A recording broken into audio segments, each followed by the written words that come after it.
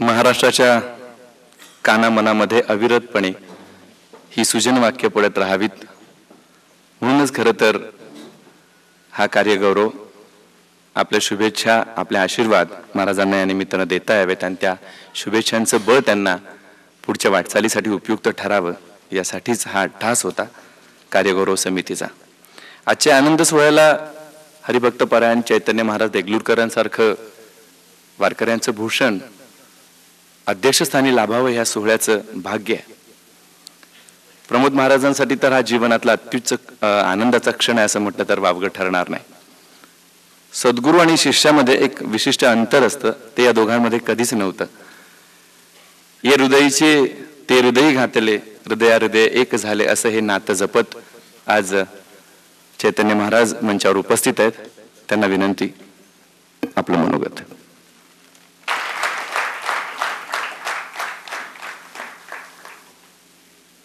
व्यासपीठावर उपस्थित आदरणीय हरिभक्तीपरायण प्रमोद महाराज यांच्या वारकरी संप्रदायाच्या सेवेला 25 वर्ष पूर्ण झाल्याच्या निमित्तानं होणाऱ्या या गौरव समारंभासाठी प्रमुख अतिथी म्हणून आदरणीय R.R. पाटील, गृहमंत्री महाराष्ट्र राज्य, आदरणीय हरिभक्तीपरायण प्रमोद महाराज, आध्यात्मिक आणि राजकीय क्षेत्रातली धुरंधर मंडळी आणि आपण सर्व श्रोते, संत सज्जन, माता भगिनी, अध्यात्म आणि राजकारण यांचं अजिबात न पटणाऱ्या पार्श्वभूमीवर अध्यात्म आणि राजकारणाचा इतका सुंदर आणि मनोज्ञ समन्वय प्राप्त झालेल्या समस्येतून काहीतरी निश्चित मार्ग काढण्यासाठी एक नवा आयाम ठरेल या विश्वासानं मी या कार्यक्रमाला उपस्थित आहे.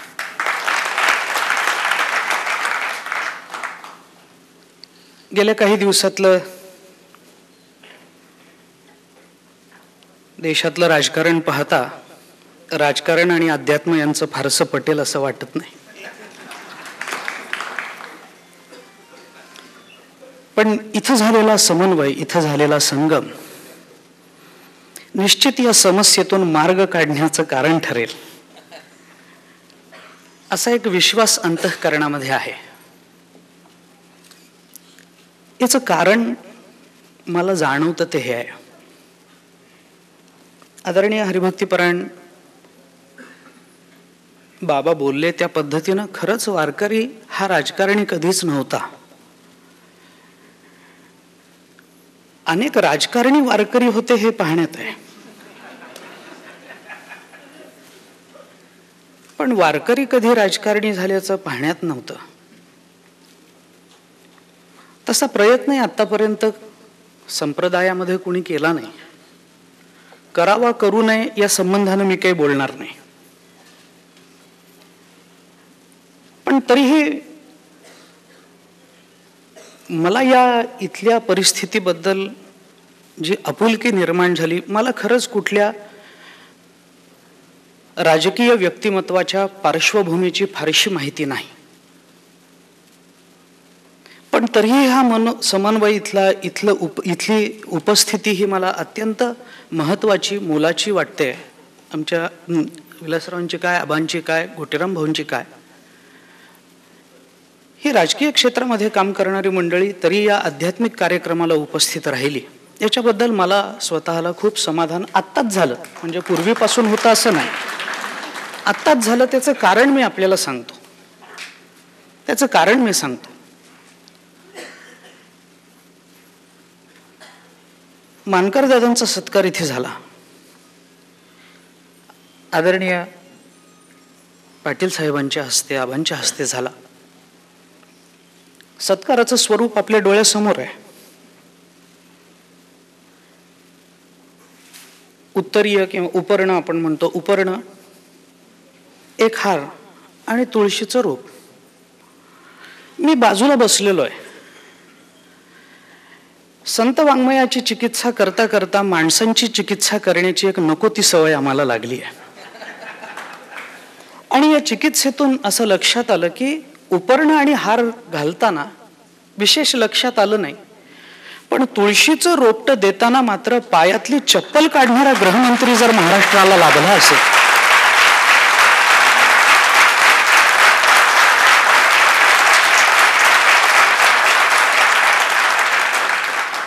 तर मला वाटतं हा समन्वय या परिस्थितीतून चांगला मार्ग नक्की काढेल.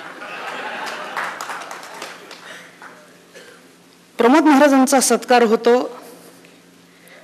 हे त्यांना किती आनंदाचं आहे आम्हाला माहिती नाही, पण आम्हाला फार आनंदाचं आहे. त्यांनी मला सखा म्हटलं, गुरु गादीचा विद्यमान म्हटलं. या गोष्टी आत्ता फार सामान्य आहेत. आता मीही प्रमोद महाराजांच्या सत्काराला जो उपस्थित आहे तो कुठल्याही गुरु परंपरेच्या अधिकाराने उपस्थित नाही, सख्यत्वाच्या भूमिकेतूनही नाही. कारण सख्यत्व म्हणावं तर माझ्या आधी कित्येक वर्षे त्यांची कीर्तन प्रवचनं चालू आहेत. माझं जेवढं वय नाही तेवढा त्यांचं कीर्तन प्रवचनाचा प्रवास आहे. म्हणजे मी तसा 25 पेक्षा मोठा आहे नाही असं नाही, पण एकूणातच त्यांनी केलेली कीर्तनं, त्यांनी केलेली प्रवचनं यांची संख्या जर आपण काढली तर ती माझ्या वयाच्या निश्चित दुप्पट असेल. माझं वय किती आहे हे मला सांगायचं कारण पडू नये.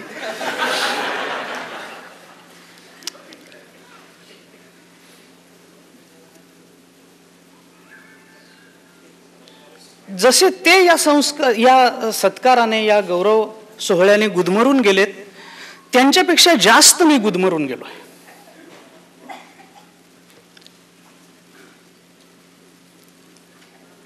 कारण हा सत्कार स्वीकारताना त्यांच्या अंतःकरणातल्या भावना त्यांनी बोलून दाखवल्या.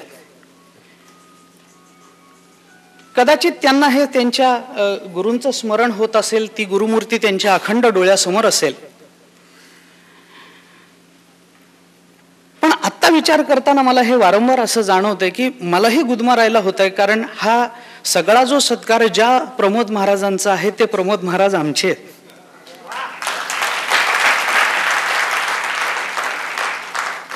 ते आणि मी एका परंपरेतले आहोत. वारकरी संप्रदायामध्ये अनेक परंपरा, अनेक फड पद्धती, फड परंपरा खूप मोठ्या विस्तारल्या गेल्या आहेत. अनेक वर्षांच्या, शेकडो वर्षांच्या जुन्या परंपरा आपण सांभाळतो. प्रमोद महाराज हे असं व्यक्तिमत्व आहे की ते कुठल्याही परंपरेत गेले तरी त्या परंपरेला ते आपले वाटतात. आणि म्हणून अनेक परंपरांचा संस्कार त्यांच्या अंतःकरणावर, त्यांच्या जीवनावर घडलेला आहे, पडलेला आहे, झालेला आहे. अनेक परंपरांचा संस्कार त्यांच्या बोलण्यातून तो संस्कार कळतो. त्यांच्या फेटा बांधण्याच्या पद्धतीवरून तो संस्कार कुणाचा आहे हे कळतं. त्यांच्या बोलण्याच्या शैलीवरून हा संस्कार कुठल्या परंपरेतून आला असेल हे जाणवतं. त्यांच्या प्रमाण देण्याच्या पद्धतीवरून हे संस्कार कुठले आहेत असं मला अनेकांनी हा प्रश्न विचारला. ते म्हणतात, अहो प्रमोद महाराज तुमचे तुम्ही म्हणतात ते तर सगळीकडे फिरतात आणि मग तुमचे कसे? मी अशा ग्रहस्थाला एक उत्तर दिलं होतं की गाय कुणाच्याही रानात चरली तरी दूध आपल्याला देते हे लक्षात घ्या.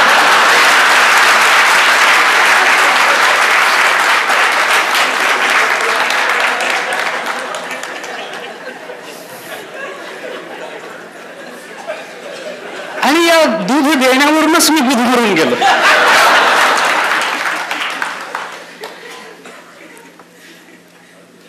एक बहुआयामी व्यक्तिमत्व आहे ज्याला व्हर्सटाईल पर्सनॅलिटी असं म्हणतात. अनेक विविध दृष्टिकोन, अनेक विविध अंग त्यांच्या व्यक्तिमत्वाला लाभलेले आहेत. आपण आनंद कंद वाचाल तर आपल्या हे लक्षात येईल की प्रत्येक जण काय असतं, वक्त्यांची बोलताना अडचण होणं हे फार स्वाभाविक आहे. अनेक वक्ते आत्तापासून माझ्यापर्यंत जे वक्ते बोलले ते सगळ्यांच्या भाषणातून, त्यांच्या सगळ्यांच्या वक्तृत्वातून आपल्याला याची जाणीव झाली असेल की प्रत्येक जण बोलताना हे म्हणतोय की मला फार बोलायचं आहे, पण काय वेळ नाही आहे, अनेक जण बोलणार आहेत, मी सांगू का, हे सगळी दिलेली कारण आहेत. याचं एकच उत्तर आहे, सगळेजण असं म्हणतात, याचं एकच उत्तर आहे की कुणालाही प्रमोद महाराजांबद्दल बोलता येत नाही. हे त्याचं मुख्य कारण. त्याचं कारण मी आपल्याला सांगतो. एखाद्या व्यक्तीच्या जीवनामध्ये त्या व्यक्तीने जर एखादाच गुण संपूर्ण आयुष्य खर्च करून मिळवलेला असेल, कमावलेला असेल, तर त्या एखाद्या गुणावर प्रकाश टाकणं हे सगळ्यांनाच सोयीचं जातं. पण जे जीवन म्हणजे गुणाची खाण आहे, त्याच्याबद्दल बोलताना नक्की कोणत्या गुणावर आपण प्रकाश टाकावा हे न कळल्यामुळे वक्त्याची अशी अडचण होत असते. वक्त्याची अडचण होण्याच्या मागे हे कारण आहे. 25 वर्षाचा आध्यात्मिक जीवनातला प्रवास हा काही फार मोठा प्रवास नाही. 25 वर्ष म्हणजे काही फार नाही.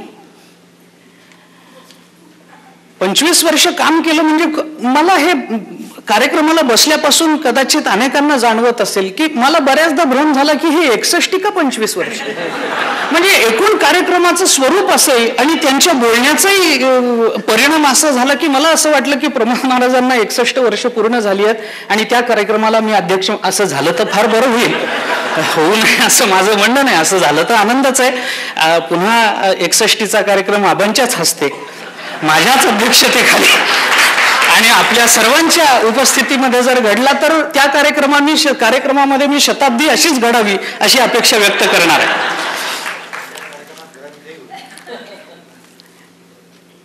पंचवीस वर्षाचा कालावधी हा काही फार मोठा कालावधी नाहीये तशा अर्थानं. कालावधी जर पाहिला तर फार कमी आहे. पण या 25 वर्षामध्ये जेवढं कार्य घडलंय ते कार्य मात्र 25 या आकड्यावर एखादा शून्य दिला तर वावगा होऊ नये इतकं बघ. 25 वर्षामध्ये आपल्या व्यक्तिमत्वाचा ठसा जनमानसावर उमटावा एवढं सत्कर्म, एवढं प्रबल कार्य एखाद्या व्यक्तीच्या जीवनामध्ये घडू शकेल याच्यावर विश्वास बसत नाही.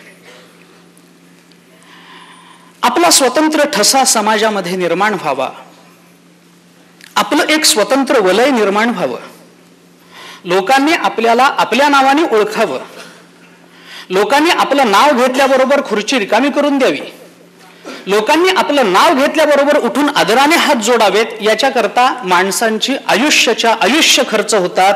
पण एवढं कार्य करायला यांना फक्त 25 वर्ष लागली. अवघ्या 25 वर्षामध्ये एखाद्या माणसाच्या जीवनात सबंध जीवन खर्च करून जेवढा त्याला मिळवता येत नाही तेवढा जर एखादा मनुष्य 25 वर्षामध्ये मिळवत असेल तर ती त्याची 25शी गद्धे 25शी म्हणली जाणारच नाही.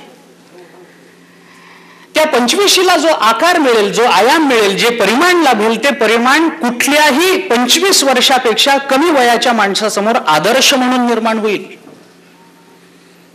आणि असा आदर्श जर प्रमोद महाराजांनी आपल्या 25 वर्षामध्ये घालून दिला असेल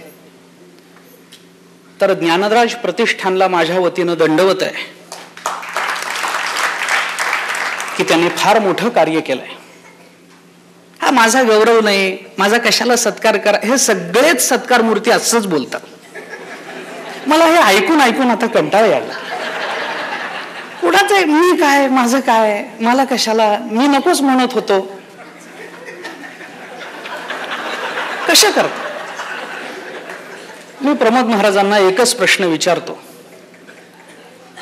की आपला सत्कार करू नये असं एखादं तरी कार्य आपण आपल्या जीवनात केलं आहे काय?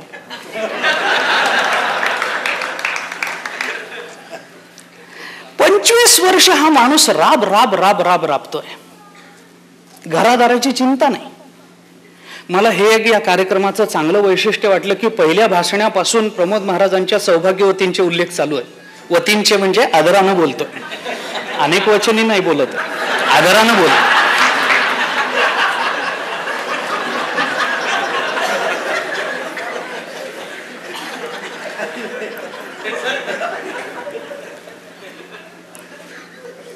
घराकडे काही लक्ष आहे का नाही? वर प्रमाण काय, तो जोरू देना तो अच्छी देना.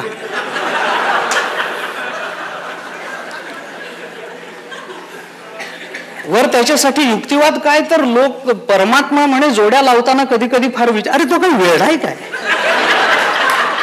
जोड्या लावताना चुकायला देव वेडा?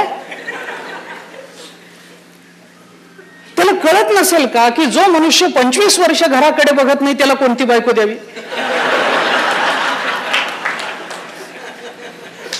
तसं रूप चांगलं आहे त्यांचं.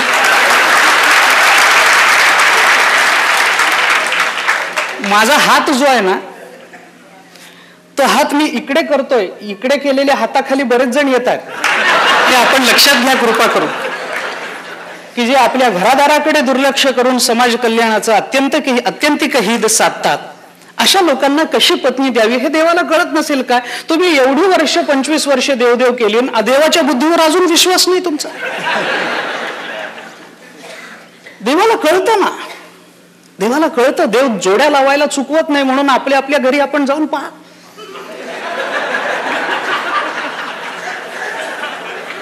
तो कधीच चुकत नाही. जो चुकूनही चुकत नाही तो देव आहे.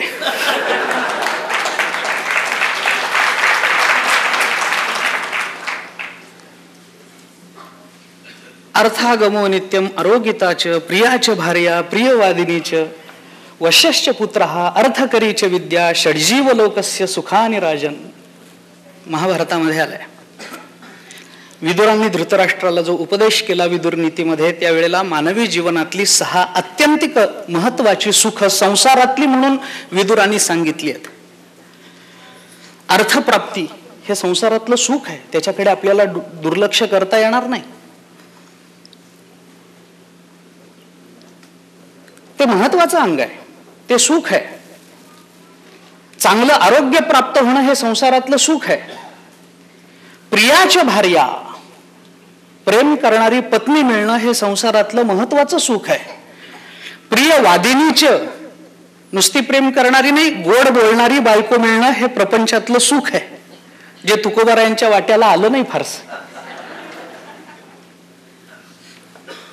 प्रेम करणारी बायको मिळणं, गोड बोलणारी बायको मिळणं, अर्थात एक आहे. ह्या 2 स्वतंत्र बायका नाहीत बरं का, एकाच बायकोचे 2 स्वतंत्र गुण आहेत.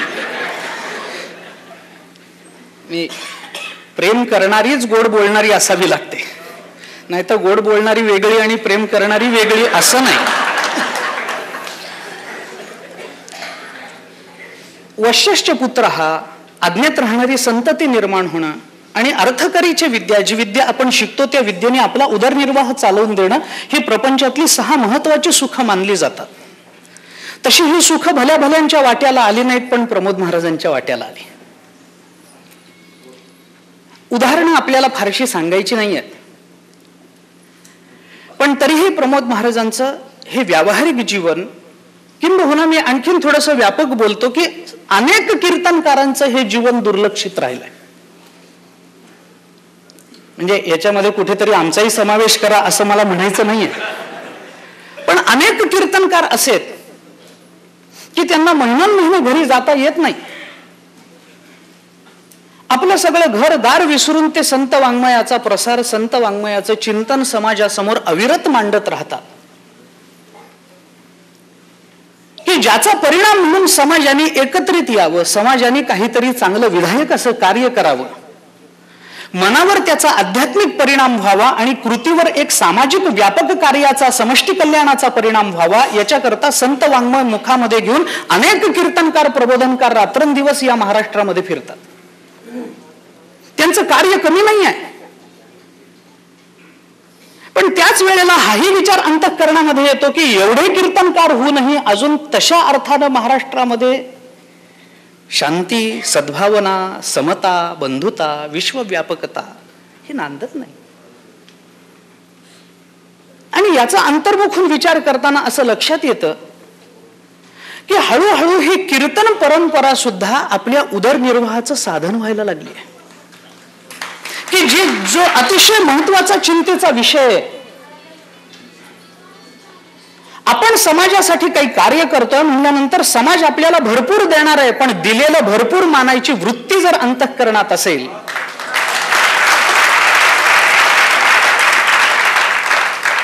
अशी वृत्ती घेऊन प्रमोद महाराज फिरलेत.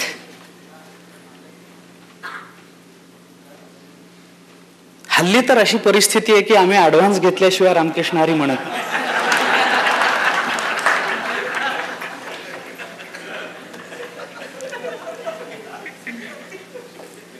हा आजचा जरी विनोद असला तरी भावी चिंतेचा विषय आहे. अर्थकेंद्रीय अध्यात्म होऊ नये. अध्यात्मानं भगवत केंद्रितच झालं पाहिजे. संत वाङ्मयाशी केंद्रितच आपल्या निष्ठा ठेवल्या पाहिजेत. संत वाङ्मय सोडून, अध्यात्म सोडून भरकटून काहीतरी बोलू नये. कीर्तनामध्ये किती बोलावं, केवढं बोलावं, काय बोलावं याचं भान प्रबोधनकारांच्या ठिकाणी नेहमी असलं पाहिजे. याच्याकरता म्हणून तुकोबारायांनी आज्ञा दिली, पाहोनिया ग्रंथ करावे कीर्तन. ऐकोनिया कॅसेट करावे कीर्तन. पत्राळी जोडायचं काम नाहीये कीर्तन.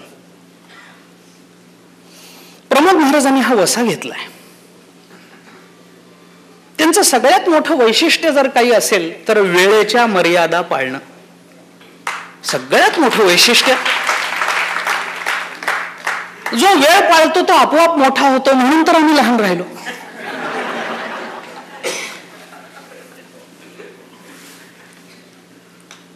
हातामध्ये 2 तास असताना अभंगातल्या एका मध्यवर्ती संकल्पनेचा विस्तार 2 तासामध्ये करणं हे जेवढं सोपं असतं, तेवढं हातामध्ये अर्धा तास असताना विस्तारलेल्या विषयाचा संकोच करणं अवघड असतं.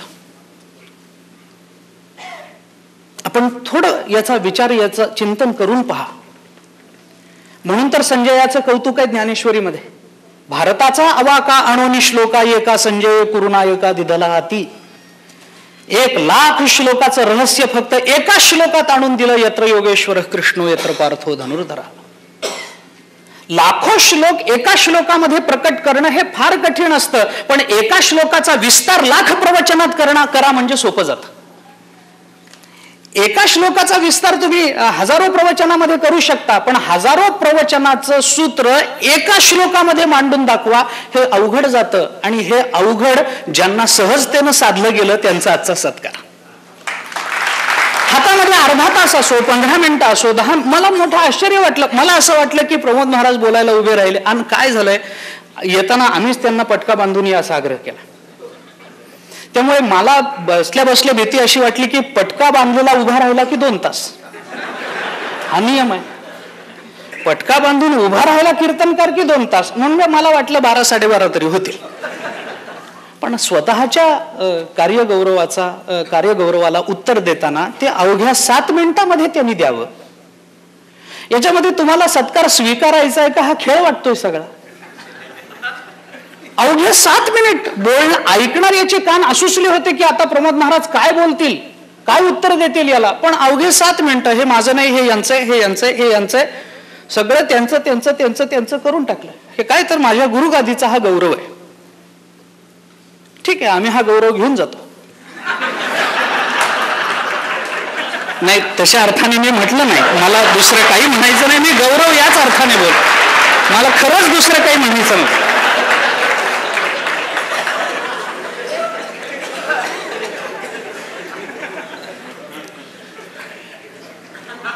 आणि कदाचित असं झाल्यामुळेच की काय एवढं कसं न्यायचं म्हणून माझाही जीव गुदमरून गेला. तर जाताना काही वाहन नाही माझ्याकडे.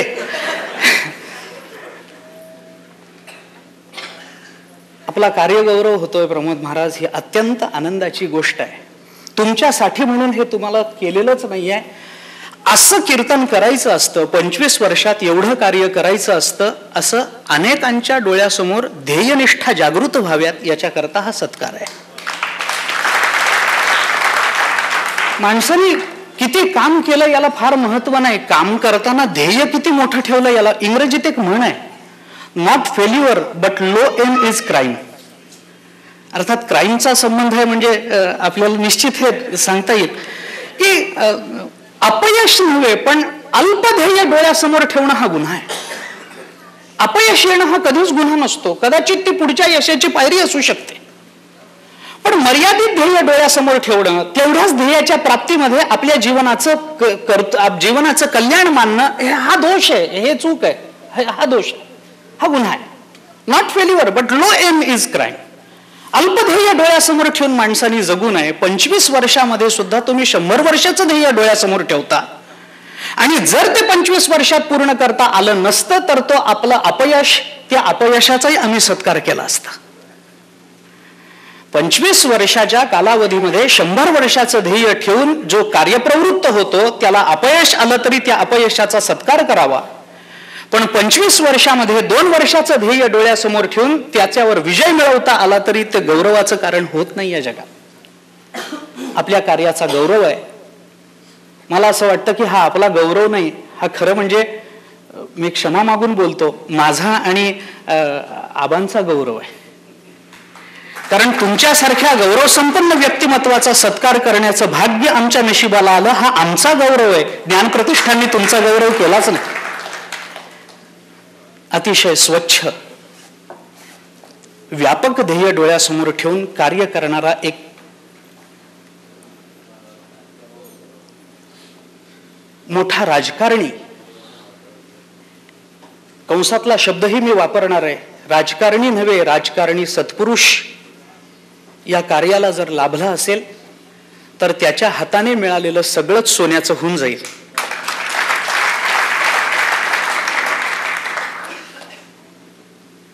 आपलं हे कार्य असं विस्तारत राहावं, ते आम्हाला आमच्या परंपरेचं वैभव वाटतं.